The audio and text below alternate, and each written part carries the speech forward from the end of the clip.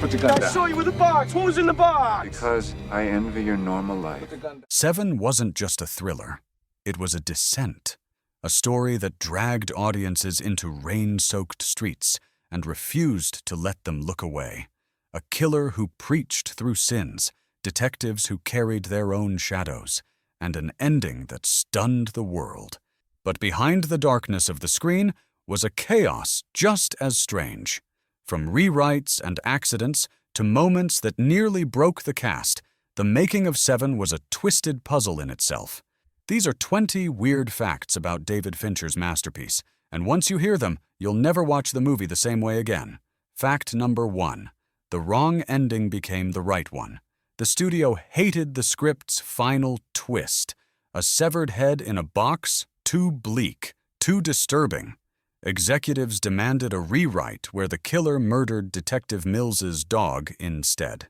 When the script landed on Brad Pitt's desk, he noticed something odd. The wrong version had been sent. He read the darker head-in-the-box draft by accident, loved it, and told the studio he wouldn't do the film without it. Fincher backed him, threatening to walk. The accident saved the movie. Without it, Seven would have ended with a whimper instead of a scream. Years later, Pitt admitted the head-in-the-box ending was the bravest choice he'd ever fought for, because without it, Seven would never have become legendary. Fact number 2. Brad Pitt got injured for real. During the chase scene in the rain, Brad Pitt's character, Detective Mills, smashes through a window and injures his arm. What most viewers don't know is that Pitt really did tear a tendon and cut his hand badly while filming. Production shut down for weeks while he recovered. Fincher didn't hide the injury. He wrote it into the movie. That's why Mills's arm is in a cast for the rest of the story. The injury added a raw vulnerability to his character.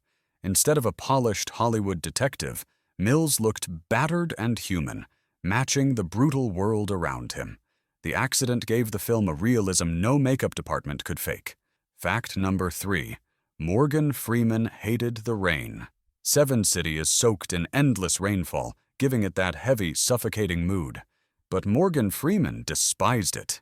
Weeks of night shoots in freezing downpours left him miserable and frustrated. He once joked that the real killer wasn't John Doe. It was pneumonia. Yet Fincher insisted on the rain. He wanted the city itself to feel diseased, rotten, a place where sin dripped from the sky. Freeman endured it, but later admitted that filming Seven was one of the most physically uncomfortable shoots of his career. Still, that relentless weather became a character of its own, making the city feel alive, oppressive, and unforgettable. Fact number 4. The opening titles were a last-minute masterpiece. The creepy opening credits, with John Doe's diaries, scratched film, and unsettling handwriting, weren't in the original plan. The studio just wanted simple white letters on a black background. But Fincher fought back. He brought in designer Kyle Cooper, who stitched together a collage of disturbing imagery. Dirty fingernails, razor blades, scribbled words. They even used real handwritten journals filled with nonsense to make it feel authentic. The sequence was edited to look jittery and unstable, as if the film itself was infected. It set the tone instantly. In fact, many critics later said the opening of Seven was scarier than most entire horror movies. Fact number 5. The killer's notebooks were real. Those disturbing journals that John Doe kept, they weren't just props. The production team actually filled hundreds of notebooks with pages of insane writing, clippings, and obsessive details. It took crew members months to complete them, each page written by hand to avoid repeating text. Fincher insisted on this because he wanted authenticity. If the camera lingered for even a second, the madness needed to feel real. The notebooks were so convincing that they cost thousands of dollars to produce, and most of them never even appeared on screen. But for Fincher, the atmosphere they created on set was priceless.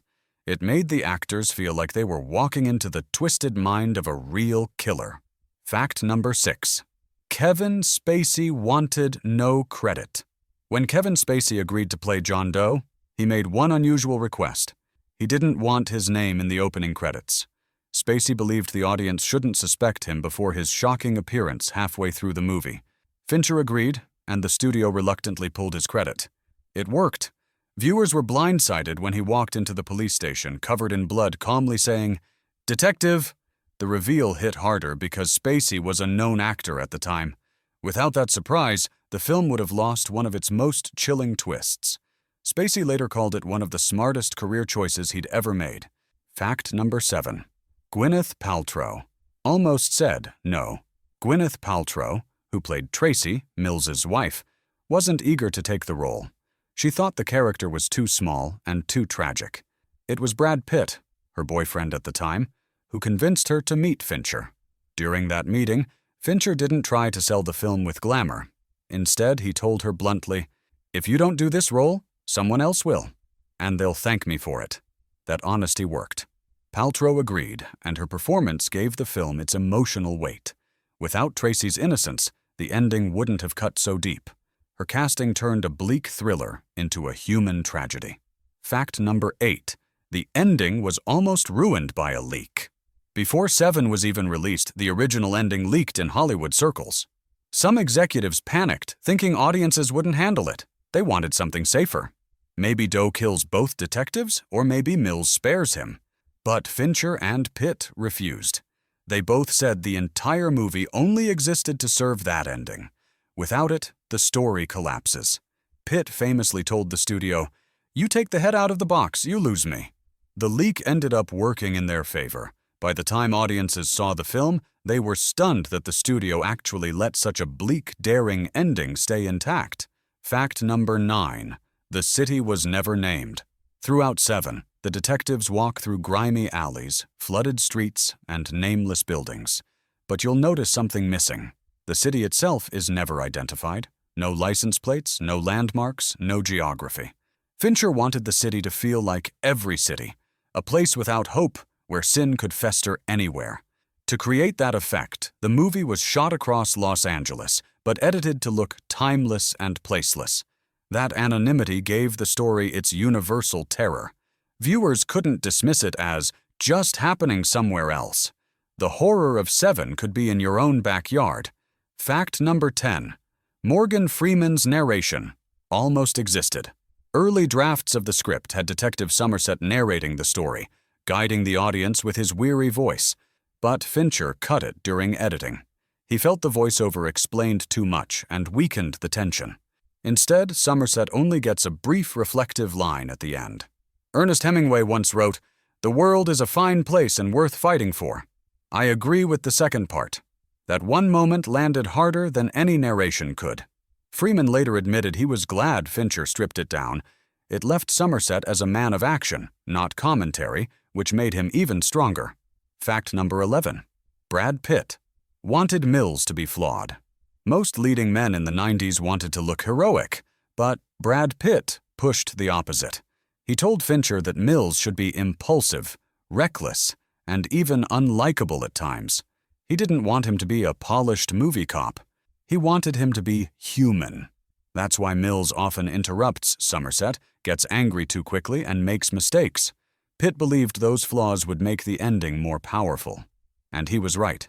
When Mills pulls the trigger, it doesn't feel like a cliché.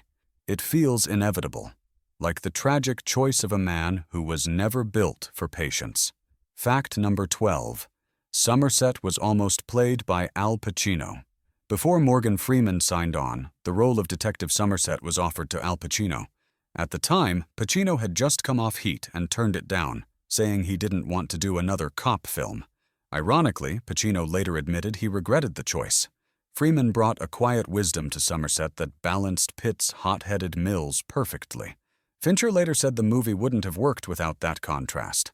An old soul standing against a young man's fire. Pacino's version might have been louder, but Freeman's restraint gave the film its soul. Fact number 13. John Doe was nearly played by another star. Kevin Spacey wasn't the first choice for John Doe. Other actors considered included R. Lee Ermey, who actually plays the police captain in the final film, and even Ned Beatty. But Spacey brought something unexpected. He played Doe not as a raving lunatic, but as calm, collected, almost polite. That quietness was more terrifying than shouting ever could be. Fincher wanted a killer who truly believed he was righteous, and Spacey delivered exactly that. His chilling performance elevated Doe from a simple villain to one of cinema's most haunting antagonists. Fact number 14. The crime scenes were built like nightmares. The 7 deadly sins weren't just written in the script, they were crafted down to the smallest detail. The production design team spent weeks building each crime scene like a twisted art installation. The sloth victim, for example, was a real actor who laid in prosthetics for hours to look emaciated. The set was filled with tree-shaped air fresheners, mold, and decayed furniture to overwhelm the senses. Crew members said walking onto those sets felt like stepping into a nightmare. The detail was so convincing that even actors admitted they couldn't shake the images after filming Wrapped. Fact number 15. The ending dialogue was rewritten on the spot. When Somerset quotes Hemingway in the final scene, that wasn't always the plan. Originally, the film was supposed to end right after Mills's breakdown, with no reflection at all. But Freeman suggested that Somerset should offer one last thought. Not to give hope, but to leave the audience unsettled. The Hemingway line, "I agree with the second part," was chosen as a compromise between despair and determination. It became the perfect closing note. Not uplifting, not hopeless, but a reminder that even in darkness, someone still chooses to fight. Without that line, the movie would have ended in silence. And silence would have been too cruel. Fact number 16. The box was never shown. Everyone remembers the ending. The desert. The box. The horror in Somerset's eyes. But here's the genius. Fincher never shows what's inside. The camera never cuts to Tracy's head. Instead, it lingers on reactions. Freeman's dread, Pitt's collapse, Spacey's calm satisfaction. Fincher believed the imagination of the audience would always be worse than anything on film. He was right. Viewers left theaters swearing they saw the head. But they didn't. The horror lived entirely in suggestion. That restraint turned Seven's finale into one of the most iconic moments in cinema history. Fact number 17. The movie nearly had a different title. Before release, the studio wanted to rename 7. Options included 7 Deadly Sins and even The 7. Fincher hated the ideas, calling them too obvious and bland. He believed the jagged, stylized title 7 looked unsettling on posters and gave the film a unique identity. Marketing executives pushed back, saying audiences wouldn't understand it. But Fincher stood firm. Today, the title is inseparable from the film's identity, sharp, strange, and unforgettable, just like the movie itself. Fact number 18. The sloth scene traumatized test audiences. In the infamous sloth crime scene, everyone thought the corpse was a dummy. Then it coughed. The shock was so intense during test screenings that some audience members screamed and ran out of the theater. Even the cast didn't expect it. The actor, heavily made up with prosthetics, stayed perfectly still for hours, selling the illusion. That one cough became one of the most horrifying jump scares in film history. Not because of gore, but because it broke the rules of what viewers thought was safe. Fact number 19. Somerset's metronome. Wartanarin Sam was symbolic. Throughout the film, Detective Somerset uses a metronome at night, trying to block out the noise of the city so he can sleep. It seems like a small detail, but Fincher said it was deeply symbolic. The ticking represented Somerset's fight for order in a world drowning in chaos. The fact that he relied on a machine to find peace showed how fragile his grip on hope really was. By the end, when Mills's world collapses, the metronome becomes a silent reminder. Order is temporary, but darkness always finds a way in. Fact number 20. The ending line was almost cut. That famous last line, "The world is a fine place and worth fighting for," I agree with the second part, almost didn't make it. Studio executives thought it was too bleak, too ambiguous. They wanted Somerset to give a hopeful speech instead. But Fincher refused.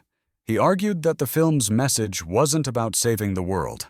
It was about choosing to fight even when the world doesn't deserve saving.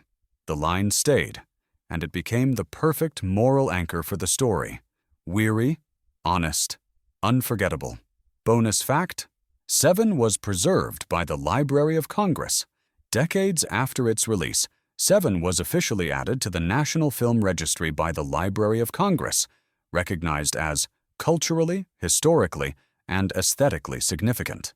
That means it will be preserved forever, frame by frame, alongside classics like Citizen Kane and The Godfather. For a film once dismissed as too dark by studios, this honor was poetic justice. Se7en wasn't just a thriller. It was a warning, a story about sin, morality, and the cost of looking into the abyss. And now, it's immortal.